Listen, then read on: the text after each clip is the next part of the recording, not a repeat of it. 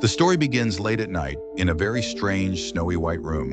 At the very heart of this room is a big, glowing digital clock showing exactly 11:59 p.m. The light from the clock is so bright it seems to chase away every single shadow. Everything shimmers under its glow, and the room feels squeaky clean, like no one ever lived here before.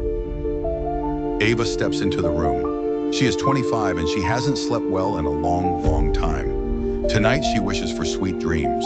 She crawls onto the perfect bed, but as she settles in, the clock's loud ticking grows deeper and louder, echoing in the silence. The room doesn't squeak, the floor doesn't creak, only the clock's booming ticks fill the air.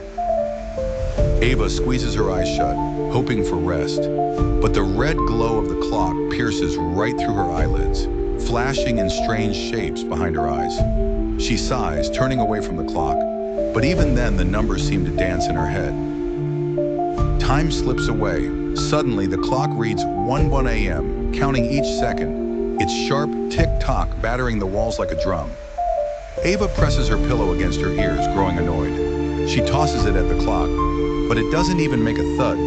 It's as if the pillow just vanished for a second there. Ava refuses to be defeated by a clock, so she grabs a heavy blanket and throws it over the light. But something impossible happens. The blanket glows with the same evil red, and the ticking noise gets even clearer.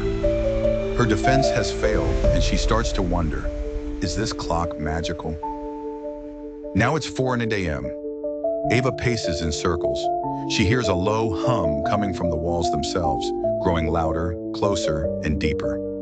The room suddenly feels smaller, like the walls are closing in. She hurries to the window, but it's just pure, thick plaster. No glass, no breeze, no escape. Ava is truly trapped. As dawn approaches, the ticking in the room shifts. It now beats like a throbbing heart, mirroring the frantic pounding in Ava's chest. She feels the room is sinking with her own fear, making her pulse quicker and stronger. When the sun rises, Ava finds the doors locked, though last night it had no lock at all.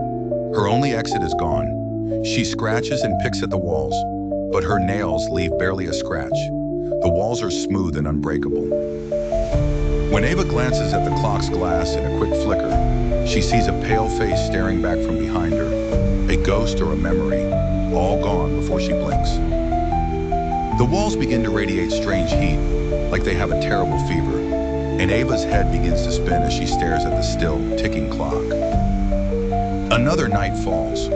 Ava has not slept, and her eyes are tired and red.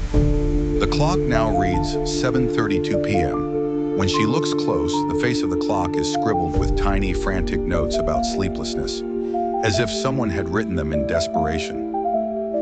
She screams at the clock, a loud, echoing cry, but the scream comes back as eerie laughter, mocking and twisted. In a panic, she tears off the sheets and throws them everywhere, searching for peace, for quiet.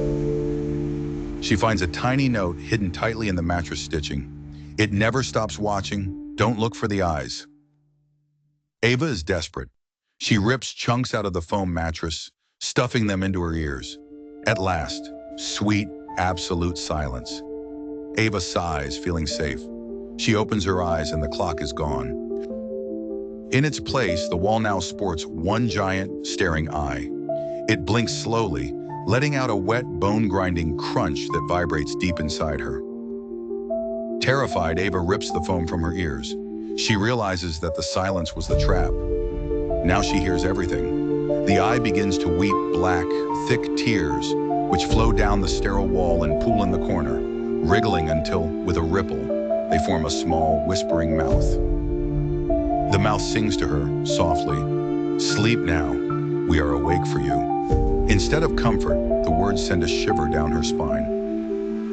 Ava tries to fight, but she is so tired, more tired than ever before. She collapses, unable to resist, exhausted and hollow. The eye gently closes. The black liquid slips away into the cracks. The room is cold, silent, and dark. Ava stretches her hand, softly touching the spot where the clock once shone. It's almost like she belongs here now. The camera pulls back. The room is pitch black, soundless. Everything has vanished. As the screen fades to black, Ava's gentle whisper cuts through the silence.